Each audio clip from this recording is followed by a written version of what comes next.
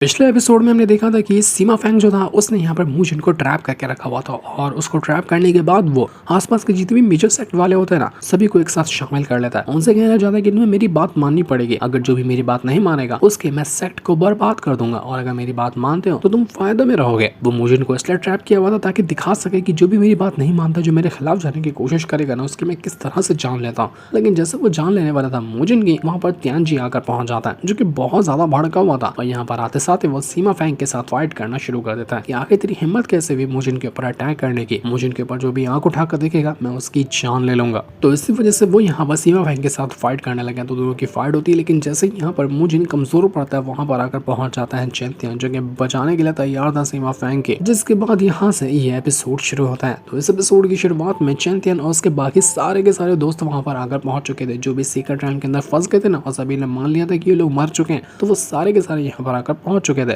तो ये देखकर सीमा फैंग कहने लग जाता है कि मुझे पता ही था कि चैंपियन तो इतनी जल्दी मरेगा नहीं, तो पता नहीं किस मिट्टी का बना हुआ, तो जल्दी मरता ही नहीं है। तो सच में सरवाइव कर दिया उस सीक्रेट रैम जो कोलैप्स हुआ था उसके खतरे से, और तुम वहां से जिंदा बच कर आ गया, बहुत ही अजूबा कर दिया तूने। तो ये सुनकर चैंपियन कहते हैं कि अच्छा ऐसे बात है, तो तू जो अफसोस कर रहा है ना मेरे जिंदा रहने की वजह से, ये तो अफसोस की बस शुरुआत है, तुझे भी बहुत सारी चीजों पे अफसोस होगा और वो देखकर मुझे बहुत ज्यादा मजा आने वाला है। तो ये सुनकर वो सीमा फैंग की जो बंदी थी वो कहने लग जाती कि देखो तुम यहाँ पर आकर किसको भी बचाने की कोशिश क्यों ना कर लो, तुम उनको बचा नहीं पाओगे क्योंकि सभी के अंदर पॉइजन डाला हुआ है और उसका जो एटीट्यूड है ना वो हमारे हाथों में, हम जिस तरह से चाहें उस तरह से उन लोगों की जान ले सकते हैं। तो हमसे मुकाबला करने से पहले, हमें मारने से पहले 10 बार सोच ले कि तू कितनी बड़ी गलती कर रहा है। लेकिन लेने तुरंत अपनी हेवनली फ्लेम को यूज करता और हेवनली फ्लेम के जरिए जितनी भी उसके दोस्त वगैरह के अंदर पॉइजन डाला हुआ था ना, फ्लेम के जरिए वो सारे के सारे पॉइजन को जला देता है। ये देखकर ये नजारा सारे के सारे लोग बिल्कुल हैरान रह चुके थे कि लिली तो इतनी आसानी से हमें ठीक कर दिया। वो सीमा फैंग उसकी बंदी तो बिल्कुल दंग रह जाते कि ये कैसे पॉसिबल है, इतना डेंजरस पॉइजन हमने इनके अंदर डाला था और ये लिली इतनी आसानी से उसको ठीक कैसे कर गया। नहीं, ये हो ही नहीं सकता, वो पॉइजन इतना जल्दी ठीक ही नहीं हो सकता है। चैंपियन कहने लग जाता है कि अभी तो बस शुरुआत की है और पॉइजन ही खत्म किया, तुम लोगों को खत्म करना बाकी है, मैं तुमको खत्म करके दिखाता हूँ। तो ये देखकर तो यहाँ पर सीमा फैंग की बंदी की हालत खराब हो चुकी है कि नहीं तुम हमें नहीं मार सकते। वो जो यहाँ पर सीमा फैंग की बंदी है वो चैंपियन की बहुत पुरानी दुश्मन, जिसने उससे पहले कहा था ना कि मैं चैंपियन को जान से मार डालूंगी। तो यहाँ पर वो चैंपियन से कहने लग जाती कि चैंपियन तुझे डर नहीं लगता कि मैं तेरी सच्चाई सबके सामने बता दूंगी, जो तू अपना नाम वू चैंग रख के यहाँ पर रह रहा है ताकि चैंपियन वाले जो भी दुश्मन है ना वो तुझे आकर ना मारे। तो मैं तेरी सच्चाई सबको बता देने वाली, सबको बता दूंगी कि तू वही चैंपियन है जिसको सारे लोग ढूंढ रहे हैं और सारे दुश्मन तेरे यहाँ पर आ जाएंगे और तेरी वाट लगा देंगे, इसलिए मुझे छोड़ दे, मुझे मत मार। क्योंकि अपना चैंपियन काफी टाइम से अपनी आइडेंटिटी बदल के रह रहा ना, वो सबको वू चैन अपना नाम बताता है और यहाँ पर रहता था कि उसके पुराने वाले दुश्मन जब वो चैंपियन हुआ करता था वो उसको ना पहचान ले। तो इसी जिसकी ये जो लड़की थी वो उसको धमकी दे रही थी। तो चैंपियन उससे कहना चाहता है कि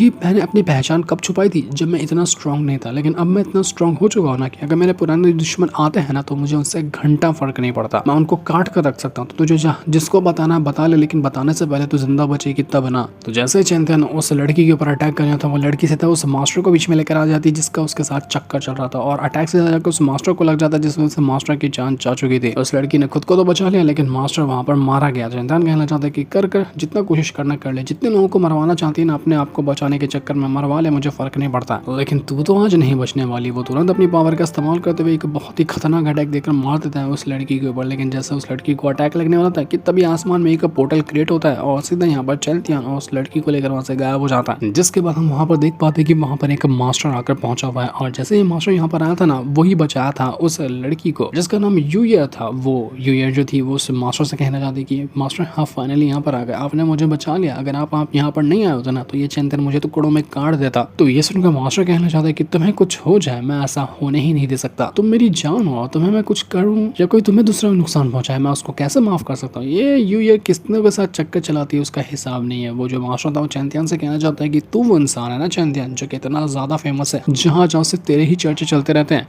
आज मैं भी तो देखूँ कि तेरे अंदर पावर कितनी है, तो बहुत ज्यादा टैलेंटेड बनता है, काफी ज्यादा कमाल का है। तो मैं क्या सोच रहा था कि तुझे मारने से अच्छा मैं तुझे अपने साथ ही शामिल कर लूँ, मेरा साथ देने का तैयार हो जा, मेरे सामने झुक जा और जैसा मैं कहता हूँ वैसा कर, मैं तुझे हर चीज ला कर दूंगा। अगर तुझे ये पूरा सेक्ट चाहिए तो तेरे झोली में डाल दूंगा, तो बता तुझे क्या चाहिए। तो चैंपियन कहता है कि मुझे तेरी जान चाहिए, देगा क्या फटाफट से, नहीं देगा तो मैं छीन लूंगा तेरी जान को। तियानजी जो था वो भी बीच में आकर पहुंच चुका था, वो भी कहना चाहता उस मास्टर से कि अकेला चैंपियन नहीं, मैं भी यहाँ पर हूँ तेरी बचाने के लिए, हम दोनों यहाँ पर तैयार है तुझे तेरी औकात दिखाने को। हम बस उम्मीद कर सकते हैं कि तू सीमा फैंग जैसा कमजोर ना हो, क्योंकि सीमा फैंग तो बहुत ही बचकाना है, 2 चमाट में वो लेट जाता है। तू अगर हमें थोड़ी सी अच्छी टक्कर देगा ना तो बड़ा मजा आएगा हमें यहाँ पर फाइट करने में, इसलिए पूरे जी जान लगाकर हमसे फाइट करना।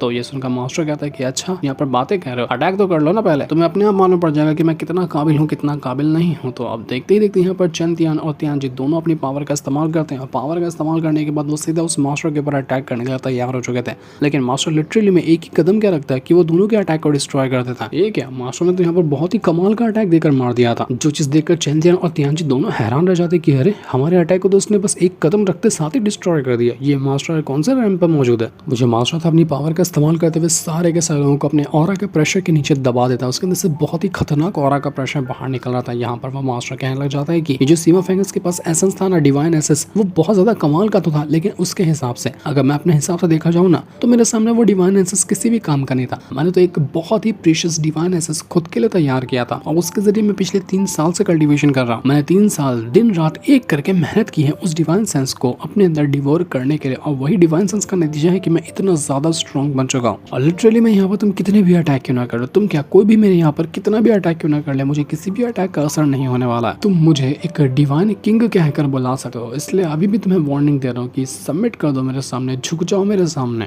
मैं तुम्हारी जान बख्श सकता हूँ अपना गुलाम बनाने के बाद। अगर नहीं झुकोगे तो फिर देख लेना तुम्हारा जो अंजाम होगा उसको तुम सपने में भी नहीं सोच सकते। तो तुम्हारे पास दूसरा कोई ऑप्शन भी नहीं है, मेरे गुलाम बनो या फिर मरो, बताओ तुमने क्या चूज किया है। तो चेन तियान कहता है कि मैंने चूज किया है तेरी जान लेना, दिखाता हूँ मैं तुझे कि मैं क्या कर सकता हूँ। वो तुरंत यहाँ पर अपनी पावर का इस्तेमाल करता है और एक बार फिर से अपनी स्वॉर्ड बाहर निकालने के बाद सीधा मास्टर के ऊपर अटैक देकर मार चुका था। वो मास्टर कहने लग जाता है कि अफसोस की बात है कि मैं तुझे जिंदा छोड़ना चाह रहा था, क्योंकि तू टैलेंटेड बंदा है, तू मेरे काम आ सकता है, लेकिन तुझे ही नशा चढ़ा है कि तुझे मरना है। अब तुझे मरने का इतना ही ज्यादा शौक है तो खुशी खुशी में तेरी ये ख्वाहिश पूरी करने के लिए तैयार हो, तुम मर जा खुशी खुशी। अब मैं अपनी बहुत ही कमाल की टेक्निक का इस्तेमाल करने वाला हूँ, जो कि मैंने अपने उसी डिवाइन एसेंस के जरिए क्रिएट किया है। वो तुरंत अपनी पावर का इस्तेमाल करते हुए चेन तियान के ऊपर अटैक देकर मार देता है और उसकी जो पावर थी ना वो बिल्कुल लाइफ और डेथ जैसी लग रही थी। उसने लाइफ और डेथ की पावर का इस्तेमाल करते हुए चेन तियान के अटैक को रोक दिया। तो चेन तियान हैरान किया, अबे लाइफ और डेथ की पावर तो मेरे पास भी है, तो मेरी वाली पावर का इस्तेमाल करके मुझ पर अटैक करा, तो बेटा मैं तेरे से भी खतरनाक अटैक करके दिखाता हूँ। वो सीधा अपनी लाइटनिंग पावर को यूज करता है और लाइटनिंग पावर के जरिए चेन तियान उस मास्टर के ऊपर अटैक कर चुका था, लेकिन मास्टर भी वहां पर अपनी लाइफ और डेथ की पावर यूज करता और उसके जरिए वो यहाँ पर चेन तियान के अटैक को रोके जा रहा था। अटैक तो बड़े कमाल के थे। तो स्वॉर्ड एम्पायर जो था वो यहाँ पर चेन तियान से कहने लग जाता है कि चेन तियान ध्यान दो उस जगह पर जहाँ से ये मास्टर ने अपने लाइफ और डेथ की पावर को क्रिएट कर रहा है, तुम बस उस जगह को डिस्ट्रॉय कर दो, फिर ये मास्टर अपने आप ही खत्म हो जाएगा, क्योंकि इसके पास कुछ ऐसी चीज है जिसके जरिए वो अपने लाइफ और डेथ की पावर को बना पा रहा है। तो तुम्हारा काम है बस उसको रोकना, उसके बाद ये कुछ भी नहीं कर सकता। वहीं से उसके डिवाइन सेंस की पावर आ रही है। मास्टर जो था वो चेन तियान से कहने लग जाता है कि पहले मैं तुझे मारूंगा, तुझे मारने के बाद तेरे जितने भी दोस्त वगैरह सबको मैं उनकी हड्डियां तोड़कर कुत्ता बनाकर रख दूंगा, ताकि हमारे इस सेट को वो बाहर से गुलामी करे इसकी, जैसे कुत्ता करता है ना वही काम करने के लिए मैं यहाँ पर तुम्हारे सारे दोस्तों को लगा दूंगा, तो तू नहीं बचेगा और तेरे सारे दोस्त भी आज नहीं बचने वाले। वो वापस अपनी पावर का इस्तेमाल करते हुए चेन तियान के ऊपर अटैक करता है, लेकिन चेन तियान अब उसके ऊपर एक के बाद एक करते हुए कई सारे अटैक की बारिश करता है। वो उसके उस जगह पर हिट कर रहा था जहां पर उसकी पावर तैयार हो रही है, मतलब उसके वो सीने के ऊपर अटैक कर रहा था, पेट के साइड में अटैक कर रहा था, यहीं से वो अपनी पावर को जनरेट कर पा रहा था। और जैसे एक अटैक देकर यहाँ पर मारा ना चेन तियान ने उसको, उस मास्टर की हालत खराब हो चुकी थी। वो कहना चाहता है कि ये क्या किया तूने मेरे साथ, मेरी बॉडी इतनी कमजोर कैसे हो गई। तो चेन तियान कहता है कि बेटा तूने जो अपनी कल्टीवेशन की है ना, कल्टीवेशन करने के दौरान तूने जिसका साथ लिया है उसके ऊपर तुझे भरोसा नहीं करना चाहिए था, क्योंकि ये जो यूयर है ना इसी के जरिए तूने अपनी कल्टीवेशन को स्ट्रॉन्ग बनाया ना, ये यूयर नहीं तेरे साथ धोखा किया। जिस पावर को तू सोच रहा है कि सबसे ज्यादा डिवाइन पावर है उसके सामने कोई नहीं टिक सकता, वो पावर ढंग की है ही नहीं, उसके अंदर खामियां पहले से थी। वो खामियां डालने वाली कोई और नहीं बल्कि यूयर ही थी। वो देखकर मास्टर का दिमाग खराब हो जाता है कि यूयर,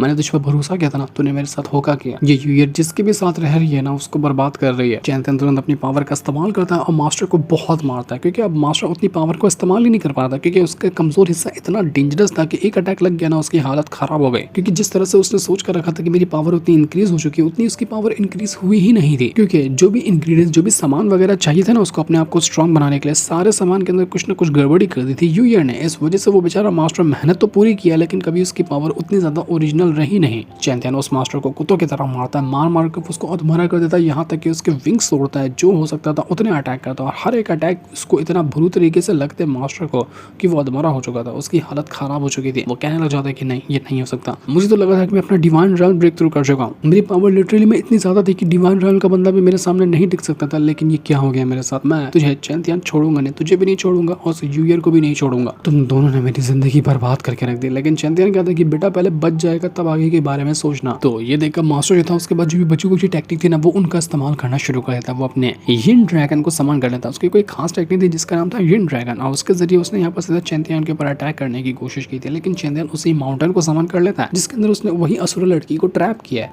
तो जैसे वो माउंटेन यहाँ पर समन होता है, वो माउंटेन इतना बड़ा और इतना ब्रूटल था कि उसके सामने उस मास्टर का टिक पाना इम्पॉसिबल होता है। मास्टर के ऊपर ही माउंटेन को लेता है चैंदियन और पटक कर मार देता है। वो मास्टर माउंटेन के नीचे जाकर दब चुका था। ऐसा लग रहा था कि उसकी बस अब यहाँ पर जान जा चुकी है। माउंटेन के नीचे ही दबकर वो मास्टर यहाँ पर मारा जा चुका था। जितने भी बाकी लोग यहाँ पर ये नज़ारा देखते ना, वो लोग यकीन नहीं कर पाए थे कि नहीं, ये नहीं हो सकता। ये जो मास्टर था वो बहुत ज्यादा स्ट्रांग था, लिटरली में एक डिवाइन रेल्म का एक्सपर्ट था। इसके सामने फाइट कर पाना वो भी चैंपियन की बस की बात नहीं होनी चाहिए थी, लेकिन यहाँ पर उसने उसकी फाइट ही नहीं किया, बल्कि ऐसा लग रहा है कि उसने इस मास्टर को जान से मार दिया। जैसे ये काम हुआ था, सीमा फेंग भाग कर जाता है उस मास्टर के बस, क्योंकि असल में वो उसी का मास्टर है। और यूयो जो थी उसके साथ भी चीट करी थी, उसके मास्टर के साथ भी चीट करी थी। वो एक बार में ही कितने लोगों के साथ चीट करी थी वो खुद भी नहीं जानती होगी। तो सीमा फेंग अपने मास्टर की ऐसी हालत देखकर बिल्कुल घबरा जाते कि नहीं मास्टर, आप मर नहीं सकते, आप नहीं मर सकते। आपके दम पर ही तो मैंने यहाँ पर इतना कुछ हासिल किया था, और आपके दम पर ही तो मैं सोचा था कि ये पूरा का पूरा स्वॉर्ड सेट जो है वो मेरा होगा। आप मुझे छोड़कर चले जाएंगे तो ये मेरा सपना ही रह जाएगा। अकेले मैं ये काम नहीं कर सकता, चैंपियन मुझे भी मार डालेगा। वो मास्टर जो था उसके अंदर हल्की फुल्की जान बची हुई थी, लेकिन फाइट करने के लायक नहीं था। वो चैंपियन से कहना चाहता है कि देखिए चैंपियन, मुझे माफ कर दे। तो जो बोलेगा मैं वो करने के लिए तैयार हूँ। मैं इस सेट को ना 1000 साल तक के इसके गेट पे पहरेदारी करूंगा। जैसे मैंने तेरे दोस्तों से कहा था ना कि मैं उनको कुत्ता बनाकर रखूंगा अपने सेट का, जो मेरी पहरेदारी करेंगे, मैं वो काम करने के लिए तैयार हूँ। बस मेरी जान बख्श दे। मुझसे बहुत बड़ी गलती होगी जो मैंने तेरे से पंगा लिया। चैंतन कहता है कि तूने कुछ और भी बात कही थी ना, कि तू सबसे पहले मेरे दोस्तों की कल्टीवेशन डिस्ट्रॉय करेगा, उसके बाद जाकर उनको कुत्ता बनाकर रखेगा। तो अपनी कल्टीवेशन डिस्ट्रॉय नहीं करने वाला क्या? अपनी कल्टीवेशन डिस्ट्रॉय कर कुत्ता बन के गेट के पास जाकर खड़े हो जा, वो भी पूरे 1000 साल के लिए, वरना मैं अभी यहाँ पर तेरी जान ले लूंगा। तो ये देख कर वो जो मास्टर था तुरंत अपनी पावर को यूज करता और अपनी खुद की कल्टीवेशन को ब्रेक कर लेता है। वो अपनी पूरी कल्टीवेशन को डैमेज कर चुका था। कुत्ता बनने के लिए वो तैयार था चैंतियन का और इस सेक्ट का। वो कहता है कि चैंतियन, इस कुत्ते की जान बख्श दो। एक डिवाइन रेल्म का एक्सपर्ट को यहाँ पर चैंतियन ने अपना कुत्ता बनाकर रख दिया। क्या कमाल की ऑरा फार्मिंग की है यहाँ पर चैंतियन ने। सीमा फेंग की फटी पड़ी थी, वो भी यहाँ पर अपनी कल्टीवेशन डिस्ट्रॉय कर लेता है। वो भी यहाँ पर कुत्ता बन गया था चैंतियन का कि मैं भी तुम्हारा कुत्ता बनने के लिए तैयार हूँ, हम दोनों की जान बख्श दो। दो कुत्ते तुम्हारी पहरेदारी में हमेशा भौंकते रहेंगे। लेकिन चैंतियन तुरंत अपनी स्वॉर्ड का इस्तेमाल करता है, दोनों की गर्दन उड़ा कर रख देता है कि भाड़ में जाओ, तुम्हें कुत्ता बनने की जरूरत नहीं, क्योंकि तुम जैसों को मैं अपना कुत्ता भी नहीं बनाता हूँ। उसने यहाँ पर इन दोनों की जान ली। जैसे इनकी जान ली थी ना, यूयो जो थी वो समझ जाती कि भाई मेरे भी लग गए, अब मेरा ही नंबर है, चैंतियन मुझे भी नहीं छोड़ेगा। वो तुरंत वहां से भागने की कोशिश करती है, लेकिन चैंतियन कहता है कि अरे अरे इतनी जल्दी कहाँ भाग रही हो, अभी तो मैंने तुम्हारा गेम बजाना ढंग से शुरू भी नहीं किया है, तुम्हें भी मैं तो इसी तरह से मारने वाला हूँ। वही की स्लैश देकर मारता है यूयर के ऊपर, जिस वजह से ऐसा लगता है कि यूयर की भी हालत खराब हो चुकी है और स्लैश लगने की वजह से वो दूर जाकर फेंका जाती है। इसके बाद चैंतियन जो था वो कहने लग जाता है कि जितने भी दुश्मन वगैरह थे इस सेट के, मैंने शायद सबकी जान ले ली है और अब ऐसा कोई भी दुश्मन नहीं बचा हुआ है जो हमारे को नुकसान पहुंचा सके। आज से हमारा जो ये हेवनली स्वॉर्ड सेट है ना, वो एक बार फिर से नॉर्मल हो चुका है। जितने भी यहाँ पर दुश्मन वगैरह थे सबकी जान जा चुकी है और एक बार फिर से हम यहाँ पर एक नई शुरुआत कर सकते हैं, जैसा कि पहले हमारा ये सेट हुआ करता था। सारे के सारे लोग बहुत ज्यादा खुश हो जाते कि चैंपियन तुमने कमाल कर दिया, तुमने हमारे सेट को पहले जैसा कर दिया। तो बहुत ही लाजवाब बात है, अब हम यहाँ पर बिल्कुल सुकून से रह पाएंगे। इसके बाद हम यहाँ पर यूयर को देख पाते हैं, उसके ऊपर वो स्लैश वाला अटैक तो लगा था, सबको लगा था कि वो मर गई, लेकिन स्लैश लगने से पहले ना